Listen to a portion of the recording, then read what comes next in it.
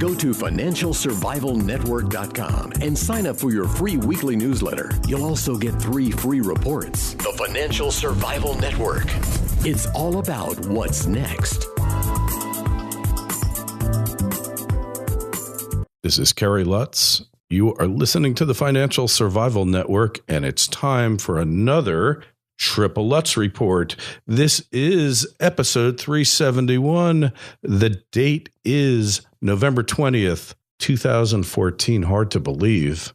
I can't believe it. This show is brought to you by Cloud Hard Assets. And if you're looking for bullion, if you're looking for investment grade gemstones, cloudhardassets.com. That's the place to go. Better yet, call Tom Cloud at 800-247-2812, 800-247-2812. And let me tell you about investment grade diamonds. You know, if you were investing in precious metals like yours truly over the past 3 years, well, you better have nerves of steel, which I don't, but gemstones, we're talking colored diamonds, have just pretty much gone straight up over that time. And no, I'm not telling you to sell all your gold, all your silver, and invest in diamonds, but a little bit of exposure to colored diamonds, not a bad thing. I mean, over the past 10 years, blues, pinks have gone up 800+%. Not a bad return. Better than the stock market, I'll tell you that. Anyway, speaking of precious metals, they're fighting back. Haven't broken 1,200 on gold yet. Every time it gets close, somehow something gets in its way. And right now we're looking at gold trading around $11.92 and change. Silver is at broken through $16 again. The thing that I'm looking at is the gold to silver ratio, and it's right pushing up again at 74. It's 73.93. Oil, which we watch like a hawk, broken back over 75. It's trading at 75.16. US dollar index 87.68. Why does it all matter? Everything is hooked into the dollar. Where everything's going to go, when it's all going to collapse, all depends upon the dollar. And collapse it will one day, probably in the not too distant future. War cycles, everything is tied into that dollar. Martin Armstrong says the war cycle is heating up. Who are we to argue? He's a lot smarter than we are, that's for sure. Hey, if you're following banker suicides, banker deaths, well, another one. And of course, it's being ruled a suicide. Guy who is the one of the top bankers at Citibank. He's just happens to be gay, but whatever. 42-year-old guy, Sean D. Miller. He's one of the top environmental policy experts. Body found by a doorman in his building in, I guess it's Tribeca down there, 120 Greenwich Street. He's got his regular boyfriend, but he comes back with an unidentified male. Guy leaves the apartment. They don't know who he is. They've got him on video and he's found dead in the tub. He slashed both his wrists and his neck. Now, people do slash their wrists to kill themselves, but neck, not usually the case, but the police are treating it as a suicide, but they are looking for this unidentified male. Just add it to yet another in a list of suspicious, untimely deaths of bankers around the world. There was just another guy, attorney for Deutsche Bank. They've had 2. It's getting to the point where it's more dangerous to be a high-ranking official for a bank, for an international bank, than it is to be a clerk in a convenience store. So, you take it for what it's worth, but, these things, I don't know. Hey, so gas prices dropped for the 4th straight month. According to Charles Nenner, who we follow religiously, they haven't bottomed yet, but they're getting probably close to a bottom, close to a cycle low, according to Charles. Natural gas, man, is definitely going up. I think it's on a buy signal, according to Charles. Let's take a look at what the nat gas prices are. We don't get the Henry Hub prices, but natural gas is up to $4.37 on the New York Merc. On Wednesday, it was up around that.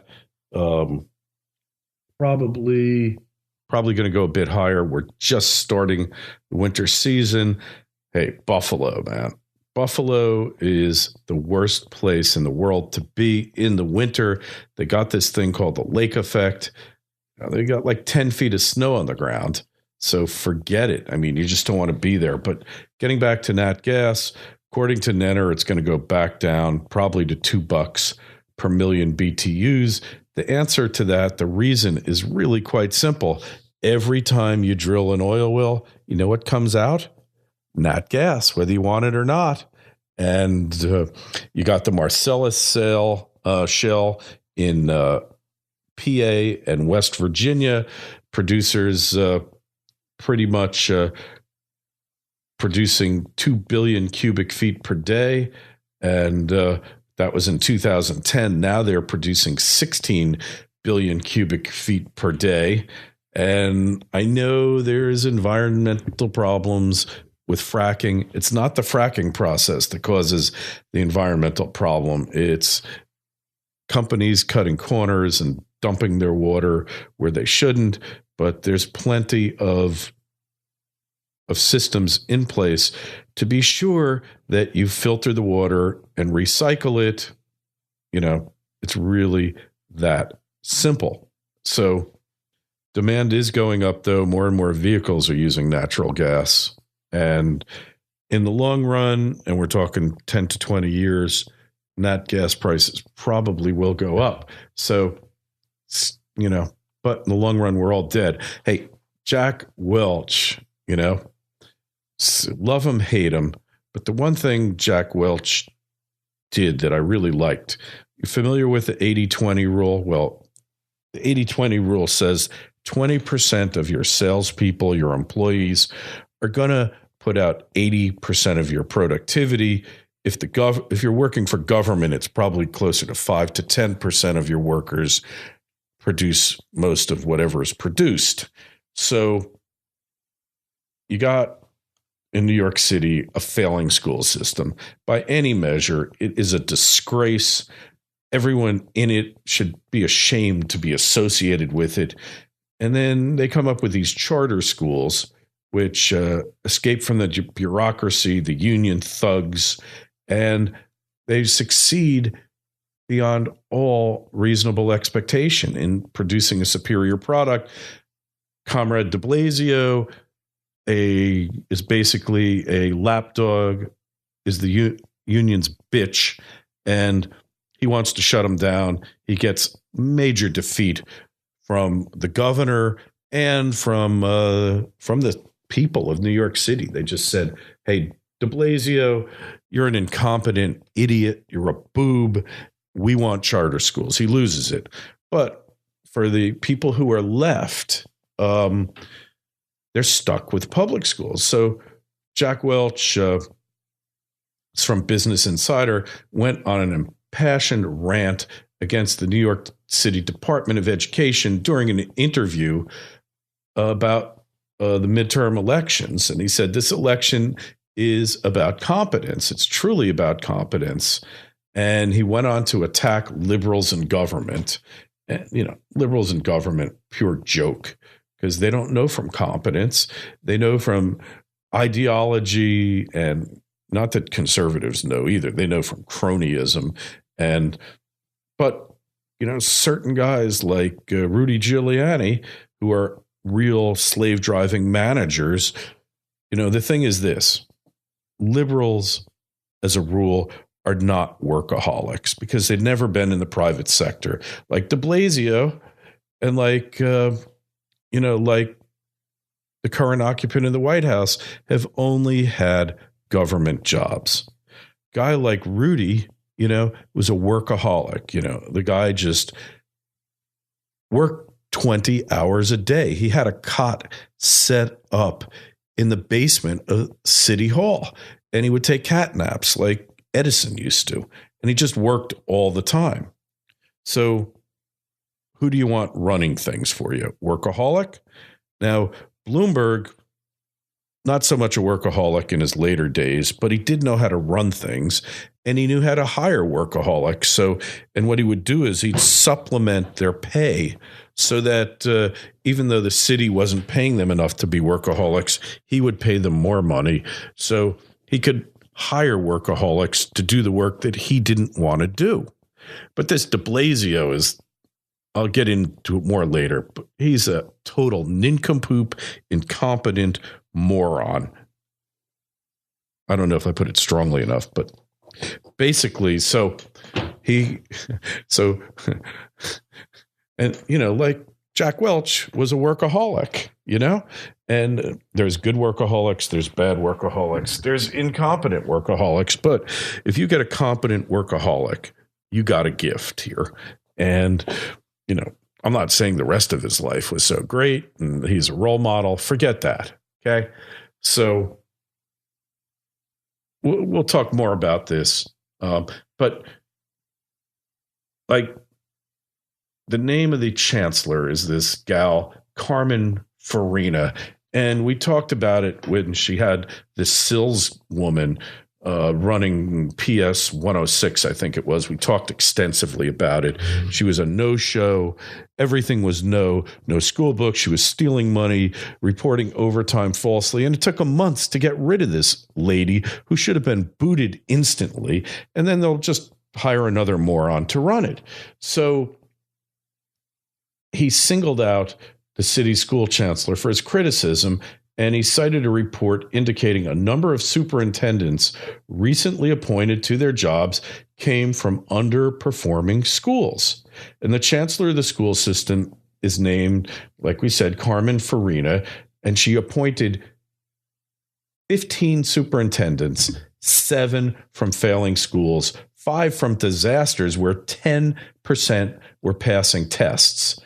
And when you have a philosophy of putting in place people without a meritocracy, without differentiation, that was always Jack's buzzword. You get bad performance, Jack said. And he really started getting on a roll when he argued no one in the business world would hire deputies with the same record of success as those school superintendents. And then he brought it down. He said, you couldn't run CNBC. You couldn't run GE. You couldn't run Apple. You couldn't run Google. You couldn't run any company if you took 7 of your 15 appointments to division managers and made them flunkies, hacks, and you stuck them in the schools. You can't do it. It's that system of no meritocracy, of no differentiation. We're all equal. You don't get performance, he said. You can't do it. You just can't do it. Amen, Jack. You are so spot on. And, when reached for a comment, BOE spokeswoman Devora K, she probably got there because she was a flunky as well. Just opinion. I don't know who she is. I'm sure she's very competent. Chancellor Farina is determined to make this the best urban system in the country, bar none. And as a former superintendent, she knows what it takes to hold principals and schools accountable, like Marcella Sills, right? And improve student outcomes. Our current superintendents are the right leaders for these jobs, and each has a proven track record of failure as an instructional leader and is committed to working tirelessly to improve the schools they support. These leaders will report to the chancellor and she will hold them accountable. And, it's a joke. I mean, New York City's schools are a joke. They are models of failure, and fail they will. So, next time you wonder why they're failing, look no further than Carmen Farina. She just rewards failure. Let's face it. So speaking of failure, so Comrade de Blasio, he's being interviewed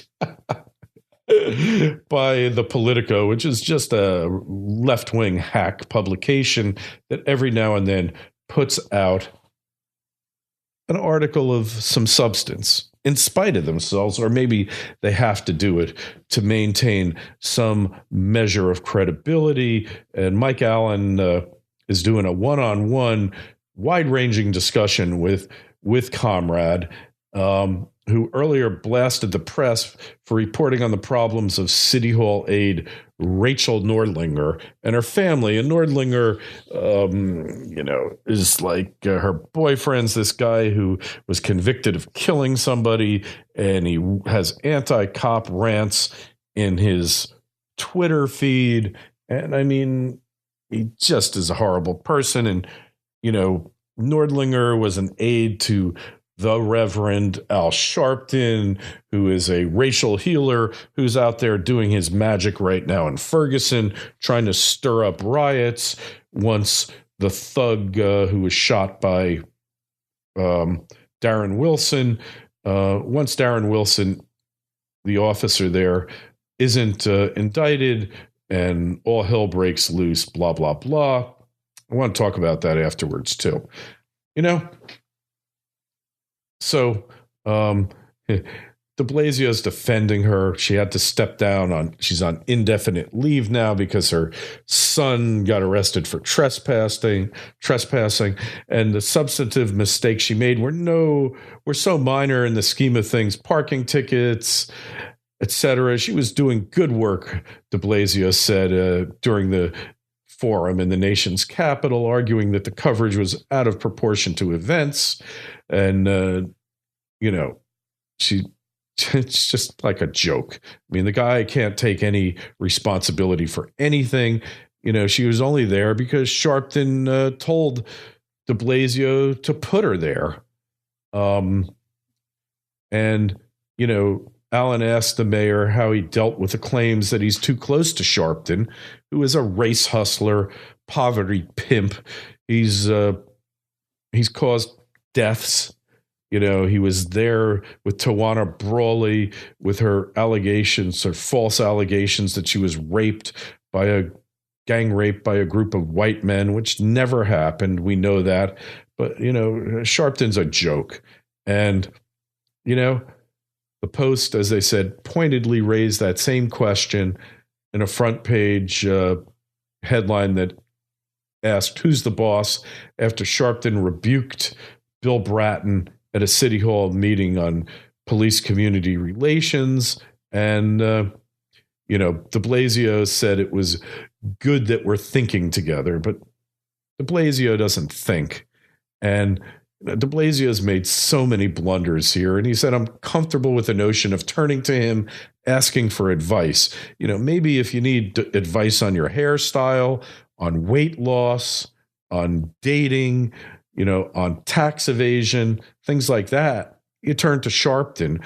But, on public speaking, but otherwise, no. And he says he thinks it's overblown. De Blasio is late for everything. He's chronically, habitually late. He can't get out of bed. He must be partying. I don't know what the deal is. And, he's just, he's late for a memorial for Flight 587 victims in Far Rockaway. That was a plane right after 9/11. It crashed in Far Rockaway, killed like a few hundred people, bunch of people on the ground. There's a memorial. Every mayor has been there for 11 years or 12 years since it happened. De Blasio's late. They called, can you just please wait for de Blasio to get there? No, we can't wait because we have a moment of silence for when the plane crashed, and he's not going to be here. We're still having the moment of silence. And, the victims were furious when he missed the moment of silence. And, he says, here's his lame-o excuse. He doesn't apologize. But I also think in the end, the question is not a specific event or a specific schedule. Question is, what are we producing? And the answer is you're producing chaos. Look, stop and frisk in an ideal society shouldn't have it because the population should be allowed to arm themselves so that criminals don't know if they're going to get shot when they try to mug someone. But because you're not allowed to carry in the city of New York, then we need the police to run a police state. Okay? That's how it works. And, you could just see that they're getting to de Blasio. Every headline, just totally, they're in his head. It's called getting into de Blasio's decision loop, and they are just nailing him. They had a picture of him after this happened, picture of de Blasio in bed with a nightcap on saying, "Wake up, Bill." And he's just god awful. And, this is what happens when you put commies in charge of stuff. Hey, by the way, Turd Ferguson, also known as Craig Hemke, webinar, November 25th, just in a couple of days, actually, at 9 p.m. You'll find the link left-hand corner of the homepage of financialsurvivalnetwork.com. It's free. Click the link, sign up, go there, okay? Can't emphasize it enough. Craig really is an expert in gold, in manipulation of gold, and I totally respect him, which is why we want you to be there.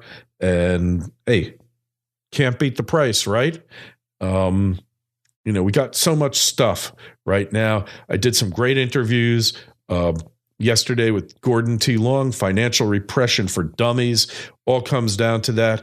Alistair McLeod, that Swiss referendum, man, I think the Swiss people are going to bitch slap the banksters. And, hey, my interview with Chris Duane was great. Totally enjoyed talking to him. Good friends with Chris, both Jersey guys. And, we got so much happening. Turd's got an article about Dutch mainstream media coverage of gold. We've got a lot of good articles because Stefan never sleeps. I don't understand when this guy sleeps. He's always out there looking for articles so that you can stay informed about what's really going on. Tom Woods, we love him, from the Mises Institute, got a good podcast on there. Zero Hedge. Oh, forgot to tell you. Oh, man, this is the article of the day, and then we're going to have to wrap up. Highlights from the Senate's finding that banks manipulate physical commodities. Who would have thunk this? Man, there's no gambling going on here. None. I mean, this is just a bunch of hooey. Look, there's only one market that I can find out there right now that's not rigged, and that is the market for used cars. If you want a market out there that's freely traded, that is not rigged by the powers that be, it's used cars. That's it. Only market that is honestly traded.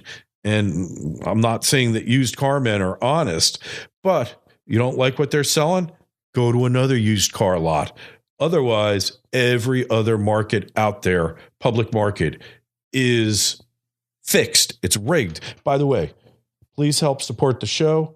Go to clubfsn.com, clubfsn.com, contribute $1 a month, $2, or whatever you feel comfortable with. I really want to get this video channel up and running. It's so important. We're entering the next phase of the financial crisis that never ended. All right. We're getting there so fast.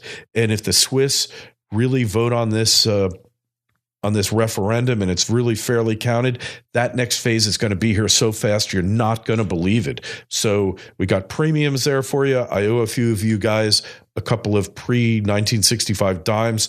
I'll get it out to you in the next week or so, I promise. And you got premiums, books, webinars, videos, all sorts of stuff you're going to be getting. If you join, I really want you to be part of the club. So please join. It'll help. We got to get another few $100 a month in so I can get the equipment.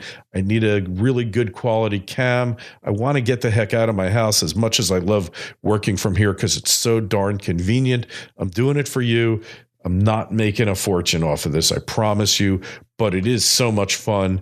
And I love connecting with you. If you live in Buffalo, please send me pictures of the snowfall. I want to see it. And by the way, if you live in Buffalo, I feel really sorry for you. Hey, spend another Triple Let's Report brought to you by Cloud Hard Assets and Jason Hartman, jasonhartman.com. Real estate, man. Hard assets, leverage to the hilts at this point that generate cash flow. You need to do it. Spend another Triple Let's Report. Kerry Lutz signing off. FSN Radio. It's all about what's next. Go to financialsurvivalnetwork.com and sign up for your free weekly newsletter. You'll also get 3 free reports. The Financial Survival Network. It's all about what's next.